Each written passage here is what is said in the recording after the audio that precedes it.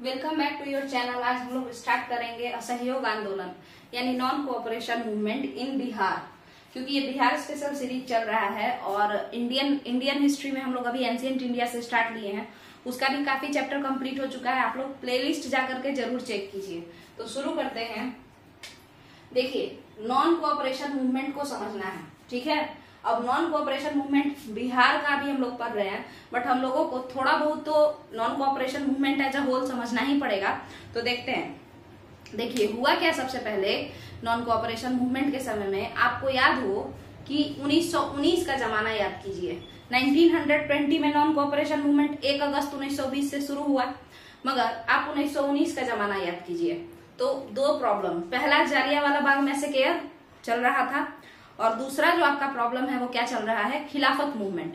खिलाफत मूवमेंट 1919 में शुरू होता है, ठीक है। तो खिलाफत मूवमेंट और जालियांवाला बाग मैसेकेयर, जालियांवाला बाग मैसेकेयर से बहुत सारे लोग नाराज थे, और खिलाफत मूवमेंट में मेनली तुर्की के हारने के वजह से, आपके फर्स्ट वर्ल्ड वॉर में तुर्की के हारने के वजह से मुस्लिम सोसाइटी ऑफ इंडिया वो लोग बहुत ज्यादा नाराज थे।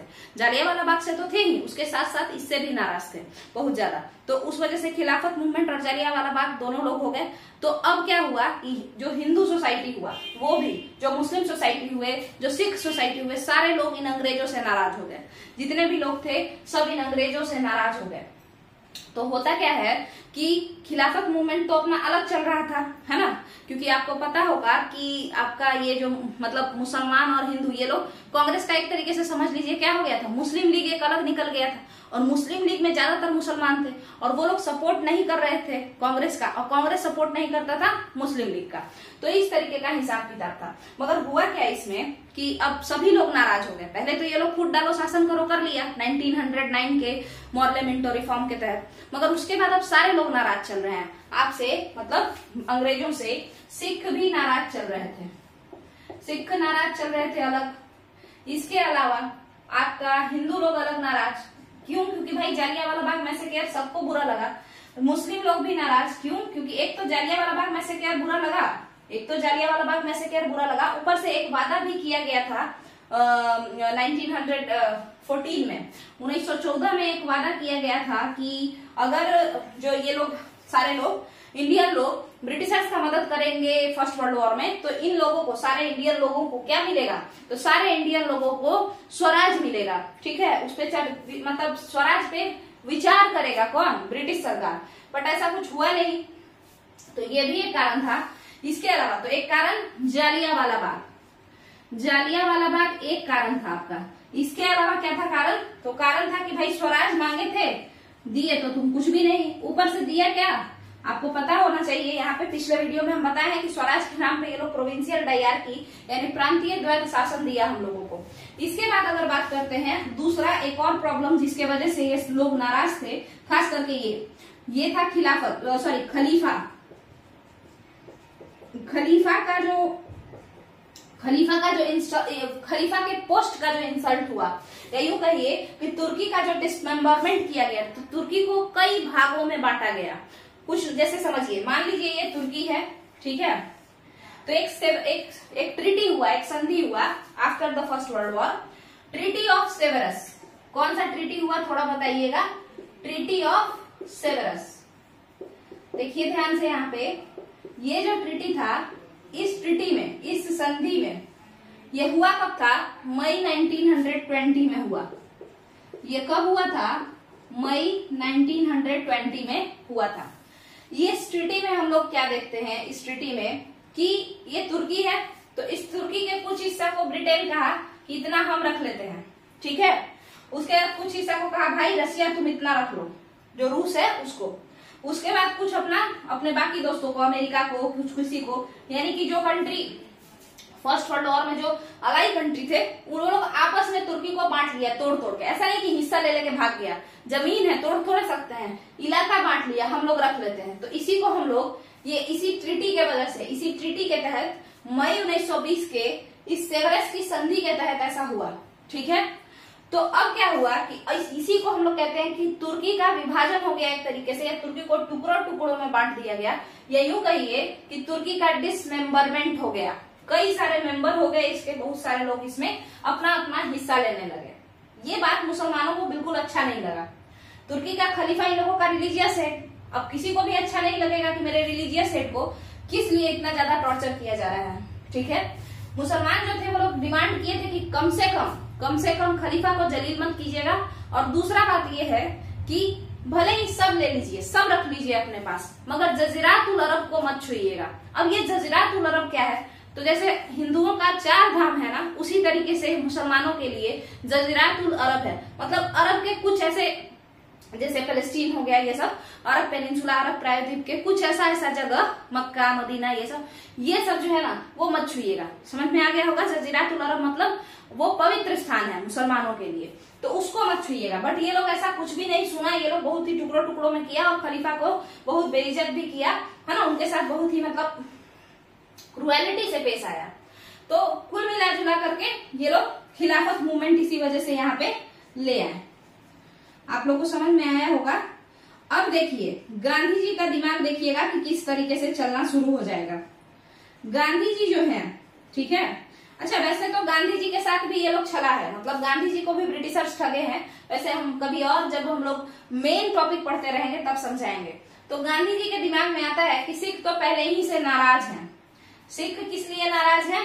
क्योंकि जालियांवाला बाग हुआ है। वैसे तो पूरा जालियांवाला बाग की वजह से ये सारे ही नाराज थे मुसलमानों से, सॉरी ब्रिटिशर्स से।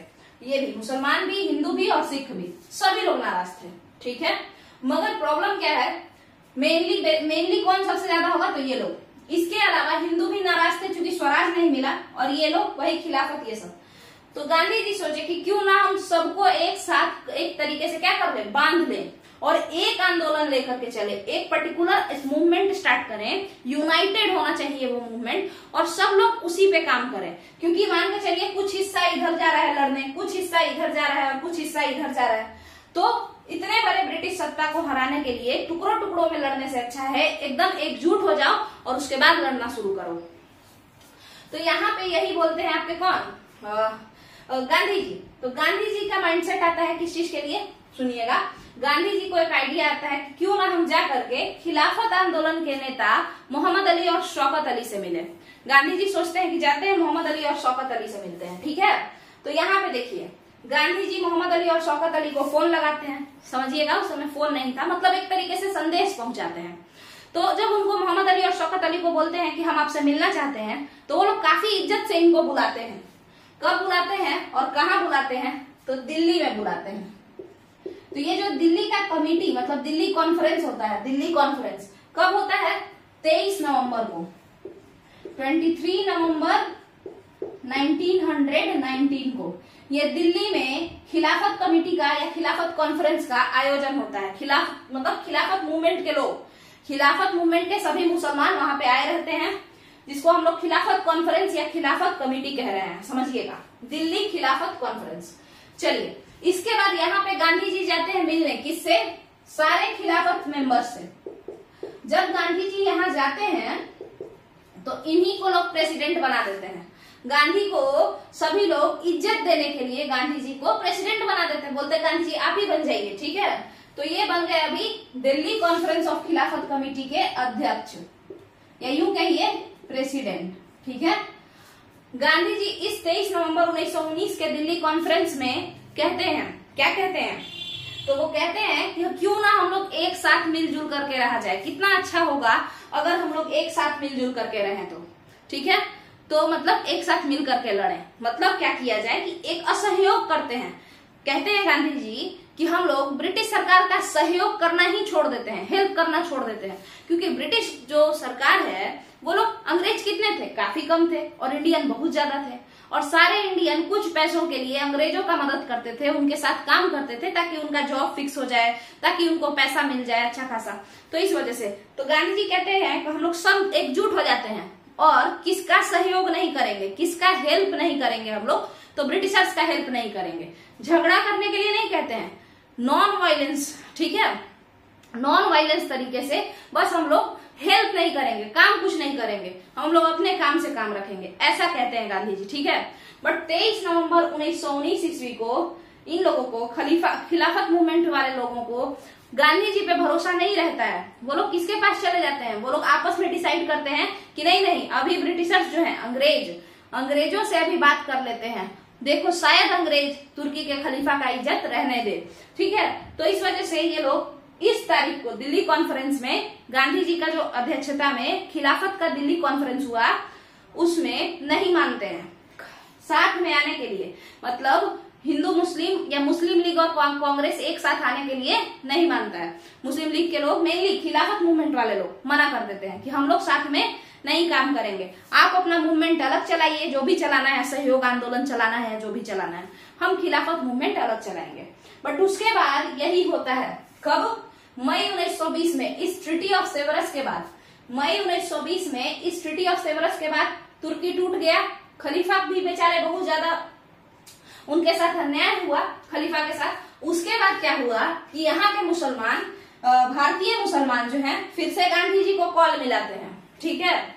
और ये कॉल अब जब लगाते हैं वो इलाहाबाद सेशन में लगाते हैं, मतलब फिर से उनसे बात करने का प्रयास करते हैं। तो इलाहाबाद सेशन किसका हो रहा है, खिलाफत कॉन्फ्रेंस, मतलब खिलाफत कमेटी का ही इलाहाबाद सेशन हो रहा है, वही खिलाफत मूवमेंट वाले लोगों का, ठीक है। इस इलाहाबाद सेशन में ये कब होगा, देखिए यहाँ पे कब होगा, ये देखिए मई 1920 में तुर्की टूट गया, मई 1920 में तुर्की टूट गया, तो 3 जून 1920 को, 3 जून 1920 को इलाहाबाद सेशन में, इलाहाबाद जो मतलब प्रयागराज, उस सेशन में हम लोग देखते हैं, उस सेशन में हम लोग देखते क्या है कि आपका ये शौकत अली, ये लोग गांधी जी को एक न्यूज पहुंचाते हैं कि हम लोग आपके साथ यानी कांग्रेस के साथ मिलकर के काम करने के लिए तैयार हैं, ठीक है। तो कांग्रेस के साथ मिलकर के काम करने के लिए तैयार हैं, आप एजेंडा बताइए, आप तरीका बताइए कि किस तरीके से काम करना है, ठीक है।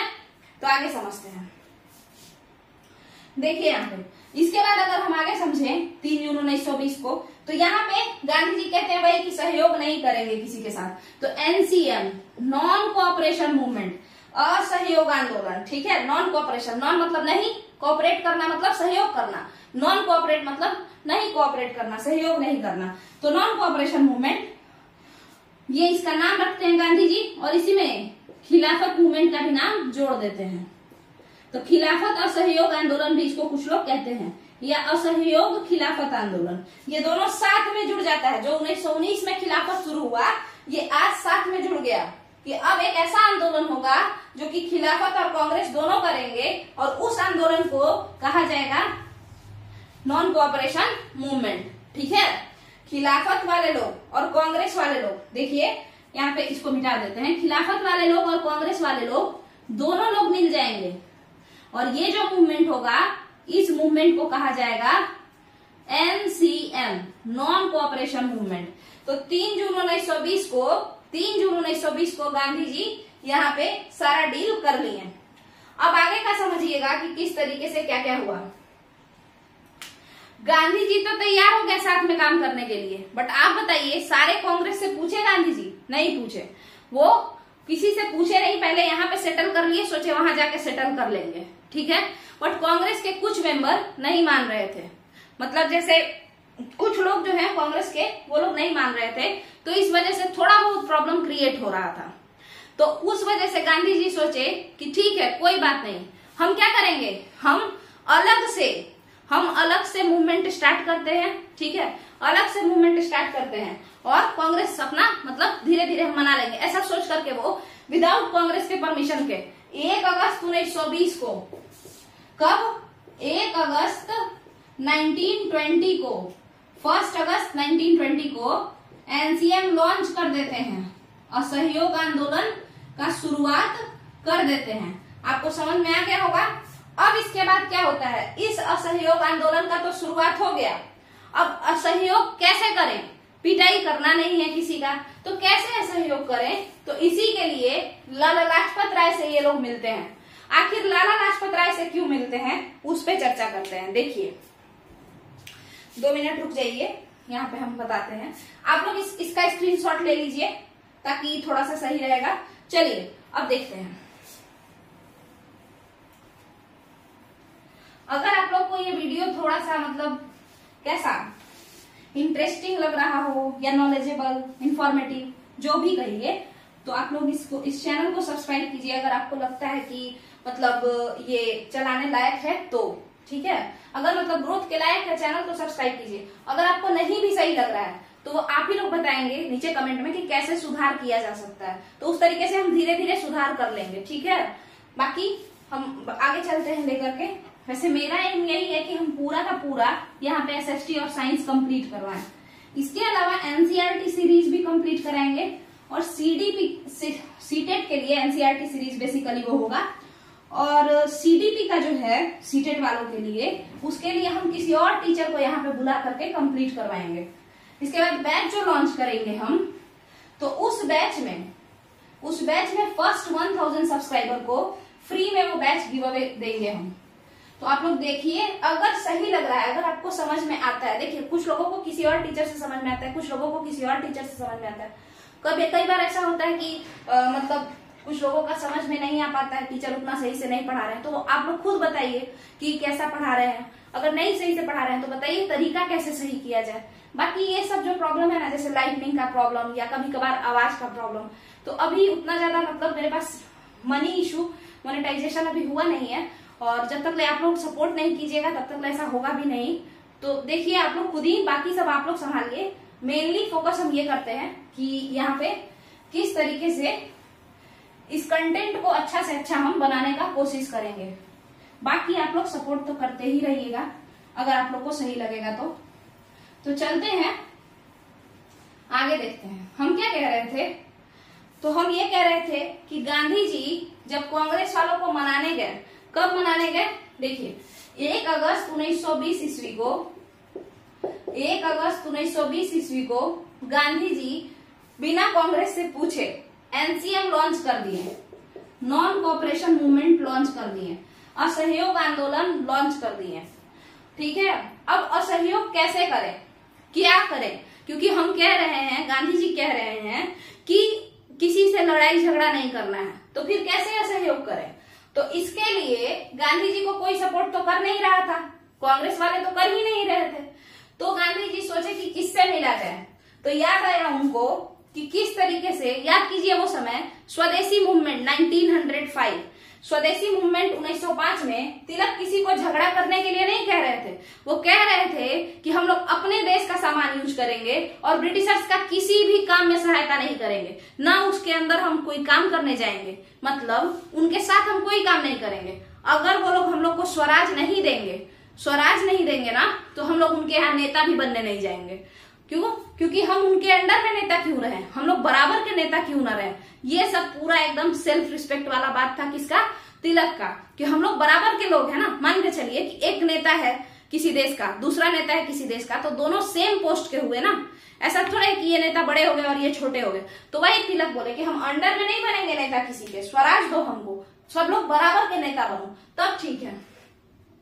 तो तिलक यही कहते स्वदेशी मूवमेंट के समय, ये तिलक का आइडिया था कि झगड़ा नहीं करेंगे हम, ठीक है, ना ही किसी को हम कहेंगे झगड़ा करने के लिए, मगर हम किसी भी काम में सहयोग नहीं करेंगे ब्रिटिशर्स का। हम लोग अपना अलग अलग सामान बनाएंगे, जैसे कि हम लोग अपना केमिस्ट्री, ये क्या बोलते हैं, केमिकल फॉर्म बनाए, पीसी रे करके थे, ठीक है, मतलब दवाखाना समझ लीजिए, या दवाखाना का फैक्ट्री, तो वो सब अलग अलग टाइप का चीज 1905 में काफी सारा चीज जो बड़े बड़े जमींदार लोग थे भारत के, वो लोग बनाए, ठीक है, बहुत सारा चीज, यहाँ तक कि स्कूल वगैरह भी खोले, और बोले कि हम लोग कभी सपोर्ट नहीं करेंगे, इन लोगों के अंडर में हम लोग नहीं रहेंगे, सहयोग नहीं करेंगे इनके काम में।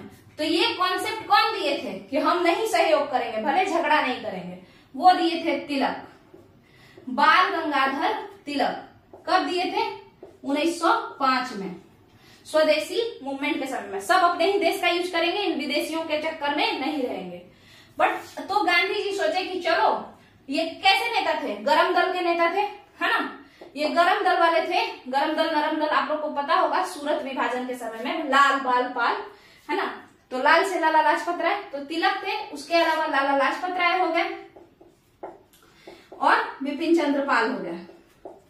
तो आपको पता होना चाहिए कि तिलक का 1 अगस्त 1920 को ही गांधी जी सोचे कि इन लोगों से मिलते हैं, क्योंकि यही लोग का आइडिया था उस समय स्वराज जब ये लोग मांग रहे थे स्वदेशी मूवमेंट के समय में, तो वो आइडिया में झगड़ा नहीं था, मगर कोई भी काम कोई भी इंसान ब्रिटिशर्स का नहीं कर रहा था। तो कुछ ऐसा ही असहयोग करेंगे हम लोग। तो सोचते हैं गांधी जी की इन लोगों से मिलते हैं। जब गांधी जी जाते हैं तिलक से मिलने तो पता चलता है कि तिलक नहीं रहे। 1 अगस्त 1920 के सुबह सुबह जो आपके तिलक हैं, बाल गंगाधर तिलक, ये क्या हो जाते हैं, ये मर जाते हैं, इनका देहांत हो जाता है। तो 1 अगस्त 1920 को जब ये तिलक मरते हैं तो आपको पता है गांधी जी इनके घर गए हुए होते हैं, तो इनको कंधा कौन कौन देता है, गांधी जी और शौकत अली। शौकत अली या मोहम्मद अली, ये हम देख करके बता देंगे, ठीक है। मोहम्मद अली या मोहम्मद अली, शौकत अली नहीं, मोहम्मद अली। अब आप लोग कहेंगे कि ये क्या इंपॉर्टेंट है क्या? हाँ देखिए, इसको करके मोहम्मद अली और गांधी जी यूनिटी को शो करते हैं कि हिंदू मुस्लिम भाई भाई, इसके लिए ये लोग यहाँ पे यूनिटी को भी शो करते हैं। अब तिलक तो बचे नहीं, कॉन्सेप्ट कौन बताए कि किस तरीके से बिना झगड़ा किए हम सहयोग नहीं करेंगे। तो उनके दोस्त या उनके कुलीग जो उनके साथ काम किए थे 1905 में, लाला लाजपत राय, तो सभी लोग 1 अगस्त के बाद सितंबर में लाला लाजपत राय के पास पहुंचते हैं। और सितंबर 1920 में एक स्पेशल सेशन होता है कांग्रेस का, सभी लोग पहुंचते हैं, स्पेशल सेशन होता है कांग्रेस का। और तिलक चूंकि रहे नहीं तो लाला लाजपत राय को उसका अध्यक्ष बनाया जाता है। किसको अध्यक्ष बनाया जाता है? लाला लाजपत राय को। स्पेशल सेशन हो रहा है कांग्रेस का, विशेष अधिवेशन, ठीक है। आपको पता होगा कि कांग्रेस का अधिवेशन कब होता था? कांग्रेस का अधिवेशन हमेशा दिसंबर में होता था, बाद में जनवरी में भी होने लगा, तभी ना फिर हम लोग 26 जनवरी को गणतंत्र दिवस मनाते हैं। बट उस पे नहीं, यहाँ देखिए, तो यहाँ ये सितंबर 1920 में हुआ है, इसका मतलब है कि जल्दी जल्दी में बुलाया गया है। तो ये विशेष अधिवेशन था जिसके अध्यक्ष लाला लाजपत राय को बनाया गया। तो ये बोलते हैं यहाँ पे, पहले हम लोग डिसाइड करते हैं कि हाँ चलिए सब ठीक है, करेंगे, है ना। और बात बात थोड़ा बहुत बता दिया जाता है, जैसे ऐसे सहयोग करना है, वैसे करना है, क्या क्या करना है। तो देखिए यहाँ पे, विधान परिषद छोड़ दो, उसके अलावा कोई भी इंसान किसी विधान मंडल में है, जैसे कहीं पे विधायक है, एमएलए है, एमपी है, छोड़ छाड़ के भाग जाओ, अगर वो क्या है, भारतीय है तो ठीक है। उसके बाद क्या बोले? उसके बाद बोले कि कितने भी भारत में बहुत सारे लॉयर थे, वकील, भारतीय वकील, तो बोले कि जितने भी वकील हो सारे लोग वकालत छोड़ दो, सारा ल्यूक्रेटिव प्रैक्टिस छोड़ के भागो वहां से, ठीक है। ये लोग अपना बताएं। उसके अलावा स्टूडेंट पढ़ना लिखना छोड़ के हटो वहां से, ब्रिटिशर्स के स्कूल में मत पढ़ो, ठीक है। हम लोग अपना स्कूल खोलेंगे, अपना स्कूल, स्वदेशी स्कूल। तो यही सब था, हर चीज को छोड़ दो, जो जहां काम कर रहे हो छोड़ छाड़ के भाग जाओ और इस तरीके से असहयोग करो। जैसे विदेशी सामान को मत खरीदो, है ना, विदेशी सामान को मत खरीदो, यहाँ तक कि विदेशी सामान को सब जलाया भी, ठीक है। विदेशी सामान को खरीद खरीद के लोग जलाएं। इसीलिए तो रविंद्रनाथ टैगोर कहते हैं कि विदेशी सामान को खरीद खरीद के जला रहे हो अपना ही पैसा लगा करके, ये तो अपने ही पैसा का निष्ठुर बर्बादी कर रहे हो, है ना। तो ये चीज है। चलिए देखिए यहाँ पे अब क्या हुआ कि लाला लाजपत राय ये सब बता दिए कि देखो कॉलेज वाले छोड़ो, सब चीज छोड़ छाड़ के अकेले अपना स्टार्ट करो, ठीक है। मगर लाला लाजपत राय के समय में, यानी स्पेशल सेशन ऑफ कांग्रेस में, ये सब बातें लिखी नहीं गई, ठीक है, इसको लिखा नहीं गया। अब आएगा दिसंबर 1920 जो कि रियल सेशन ऑफ कांग्रेस है। ये 35वां अधिवेशन था कांग्रेस का, जो कि नागपुर में हुआ, जिसके अध्यक्ष कौन थे? सीवी राघवाचारियार,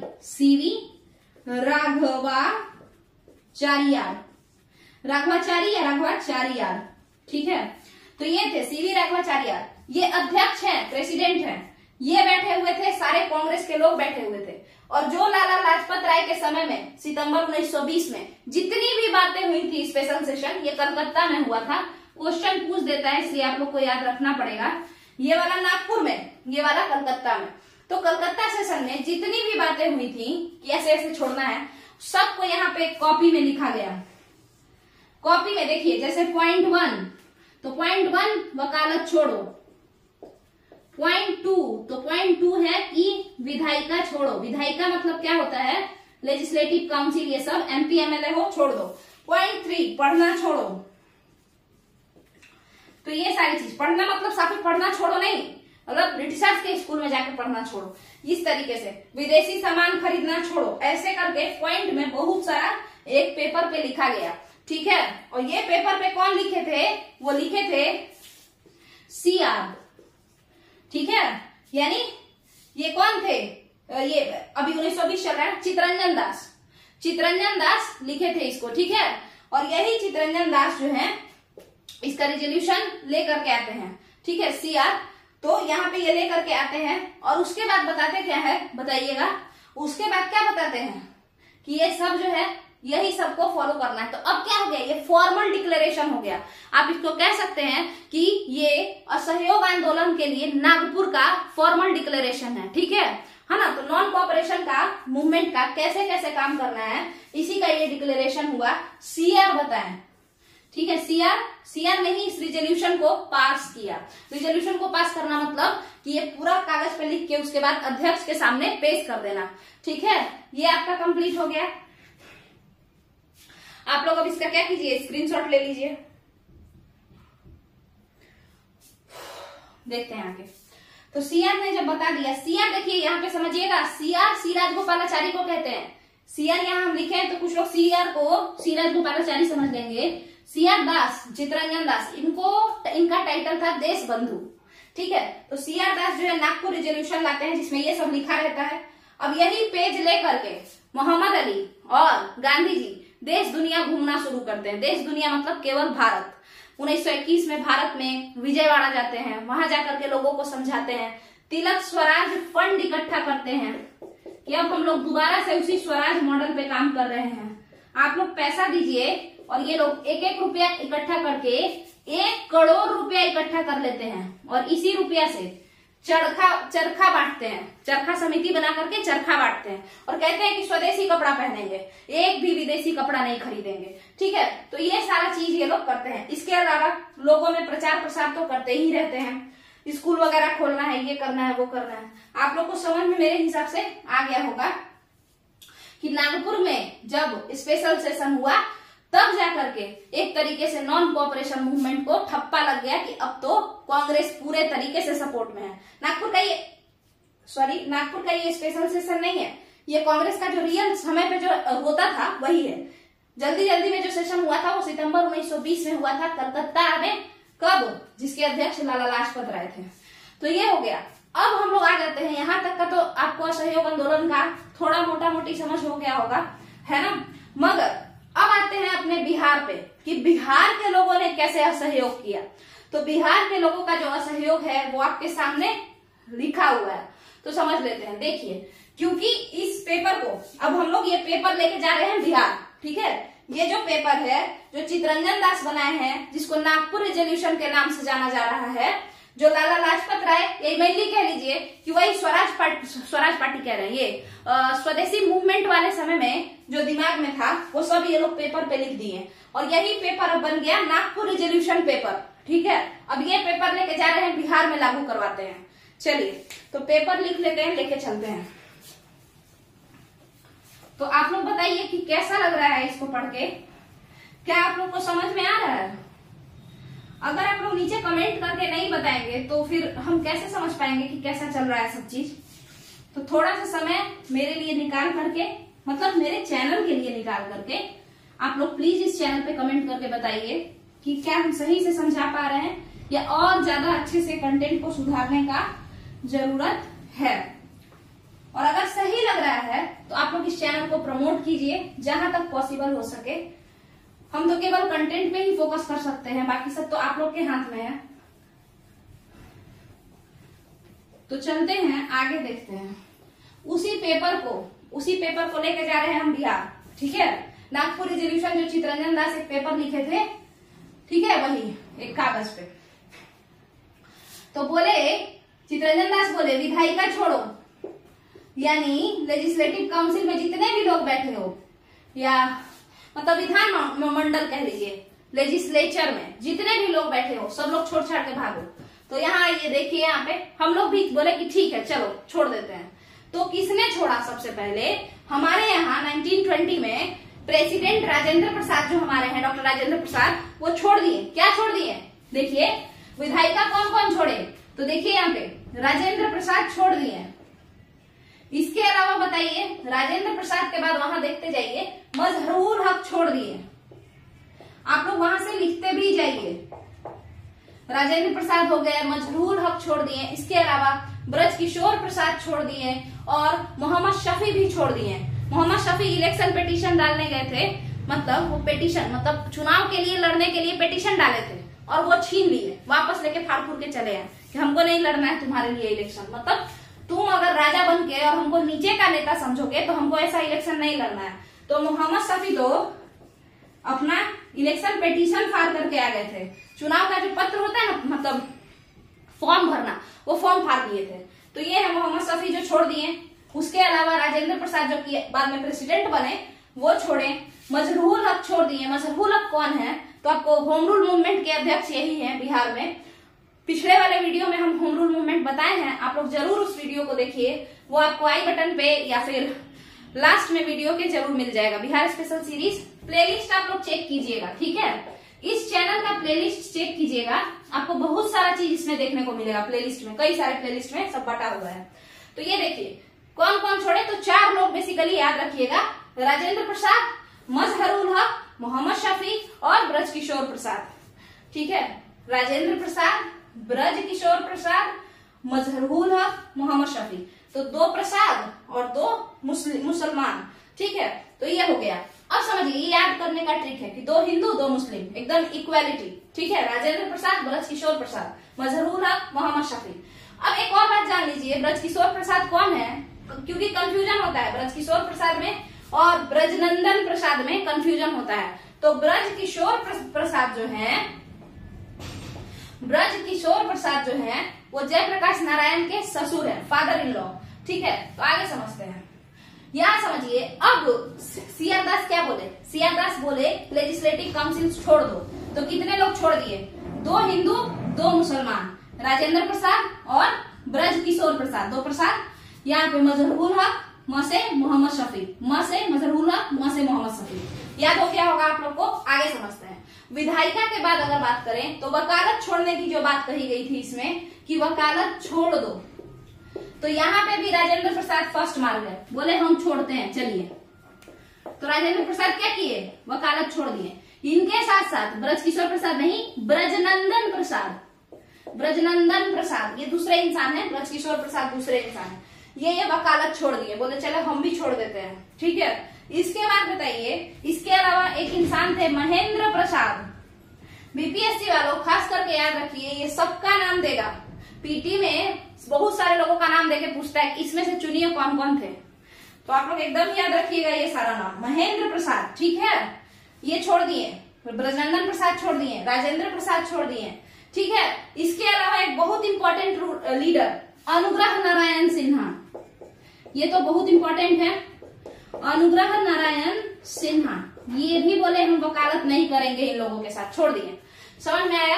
अब बात करते हैं कि स्टूडेंट्स को बोला गया कि कॉलेज छोड़ दो। कई सारे स्टूडेंट्स कॉलेज छोड़े, कई सारे, हजारों के मात्रा में लोग भीड़ मतलब बाहर निकल करके आई। बट बताइए कि अगर कोई पढ़ाई छोड़ देता है, पढ़ाई अगर आप छोड़ देते हैं तो उसके बाद आप पे मान के चलिए अगर आप नेता अच्छे बन गए तब तो आपका लोग नाम याद रखेगा, अदरवाइज आपका कोई नाम याद नहीं रखेगा। तो स्टूडेंट तो कॉलेज स्टूडेंट हजारों लोग छोड़े थे, कॉलेज कई हजार स्टूडेंट छोड़ दिए थे पटना यूनिवर्सिटी, बट नाम याद केवल किसका किया गया, जयप्रकाश नारायण। लोकनायक जयप्रकाश नारायण अपने एग्जाम के 5 दिन पहले, उनका एग्जाम था फाइनल एग्जाम, उसके 5 दिन पहले पटना यूनिवर्सिटी छोड़ के भागे, ठीक है। बोले कि नहीं हमको क्या करना है, सहयोग आंदोलन में पार्टिसिपेट करना है। और इस तरीके से लोकनायक जयप्रकाश नारायण एक नेता के मतलब सफर पे चलना स्टार्ट किए। तो चूंकि बड़े आदमी बन गए, अगर वही मामूली स्टूडेंट ही रह जाते कि मतलब चलो पहला दिन तो कॉलेज छोड़ दिए, उसके बाद पढ़े भी नहीं, कुछ करे भी नहीं, तब फिर इनको भी कोई याद नहीं करता। बस ये बोला जाता कि हजारों की संख्या में छात्रों ने कॉलेज को छोड़ा असहयोग आंदोलन में सहयोग करने के लिए। बट चूंकि जयप्रकाश नारायण बहुत बड़े लीडर बन गए, ब्रजकिशोर प्रसाद के बाद में ब्रजकिशोर प्रसाद की लड़की से ये शादी करेंगे जयप्रकाश नारायण, उनका नाम प्रभावती है। चलिए, तो ये जयप्रकाश नारायण जो है इनका नाम हम लोग याद कर लिए क्योंकि वो कॉलेज स्टूडेंट है जो कॉलेज छोड़ने के बाद भी बहुत आगे गए, तो इसलिए इनका नाम। तो कॉलेज भी लोग छोड़ दिए। अब बताइए सबका तो ठीक चल रहा है, मगर आप खुद बताइए सब लोगों का तो ठीक चल रहा है, बट स्टूडेंट्स को, इंडियन स्टूडेंट्स को बर्बाद करके, उनका पढ़ाई छुड़वा करके घाटा किसको होगा? ब्रिटिशर्स को होगा या इंडियंस को होगा? तो भारतीयों को ही होगा। तो इसीलिए गांधी जी कहते हैं, गांधी जी क्या कहते हैं, पूरा का पूरा कांग्रेस, गांधी जी और खिलाफत जितने भी लोग हैं, चाहे मुस्लिम हो, हिंदू हो, कोई भी हो, सबके मन में, बड़े लोगों के मन में ये आता है कि स्टूडेंट्स को ये स्कूल छोड़वा करके सही नहीं किए हैं, तो इनके लिए जल्दी से जल्दी स्कूल बनवाया जाए। तो स्टार्ट करते हैं, स्कूल कॉलेज बनवाते हैं। बेसिकली स्कूल स्टूडेंट को नहीं छोड़वाया गया था, स्कूल वाले को। देखिए जो लोग मतलब यंग एज में रहेगा वही ना पार्टिसिपेट कर सकता है, प्रचार प्रसार कर सकता है कि यह सहयोग करना है। जो बच्चा है उसको तो मम्मी पापा पीट के भेज देगा, जाओ जाके पढ़ो, ठीक है। तो चलिए स्टार्ट करते हैं। तो कॉलेज सभी लोग छोड़ छाड़ के भागे थे, तो कॉलेज बनना शुरू हुआ। वैसे तो कई कॉलेज बना, जैसे बिहार विद्यापीठ, गुजरात विद्यापीठ, काशी विद्यापीठ, Jamia Millia Islamia university, Aligarh university, but अभी हम लोग चूंकि बिहार स्पेशल पढ़ रहे हैं तो बिहार विद्यापीठ। तो ये जो कॉलेज या स्कूल जो भी कहिए, ये जो बनता है बिहार विद्यापीठ, ये आपका 1921 में बन करके तैयार होता है। कब बन करके ये तैयार होता है? देखिए, तो 1921 में बन करके तैयार होता है, फरवरी में। चलिए, इसके बाद इसके चांसलर बनाए जाते हैं। चांसलर कौन बनाए जाते हैं? तो मजहरूल हक। चांसलर बनाए जाते हैं मजहरूल हक।